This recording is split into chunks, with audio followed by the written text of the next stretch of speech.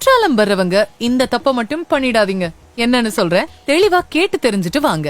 அருவியில soap, shampoo, சீயக்காய், எண்ணெய் பயன்படுத்தி குளிக்கிறதுக்கு தடை விதிக்கப்பட்டிருக்கு. மீறி குளிச்சீங்கன்னா உங்களுக்கு அபராதம் விதிப்பாங்க. அதே மாதிரி மது அருந்திட்டு யாரும் அருவியில குளிக்க வராதீங்க.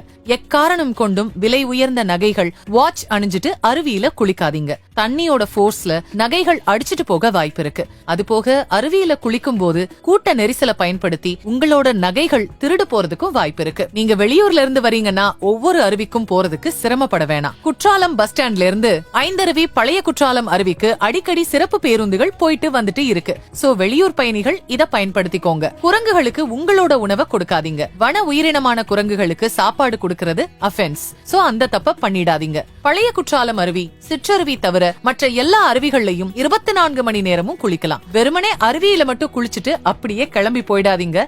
ஐந்தருவிக்கு மேல இருக்கிற எக்கோ பார்க், ஐந்தருவி ரோட்ல இருக்கிற போட் ஹவுஸ், அங்கேயும் மறக்காம ஒரு விசிட் போட்டு வந்துருங்க. குற்றாலத்துல வீக்கெண்ட் டேஸ்ல கூட்டம் கொஞ்சம் அதிகமாவே இருக்கும். சோ வெளியூர்ல இருந்து வர்றவங்க வீக் டேஸ்ல பிளான் பண்ணி வந்தீங்கன்னா கொஞ்சம் கிரவுட் இல்லாம சீசனை என்ஜாய் பண்ணிட்டு போகலாம். குற்றாலம் வரணும்னு இருக்கிற உங்க ஃப்ரெண்ட்ஸ் அண்ட் ஃபேமிலிக்கு இந்த வீடியோவை மறக்காம ஷேர் பண்ணி விடுங்க.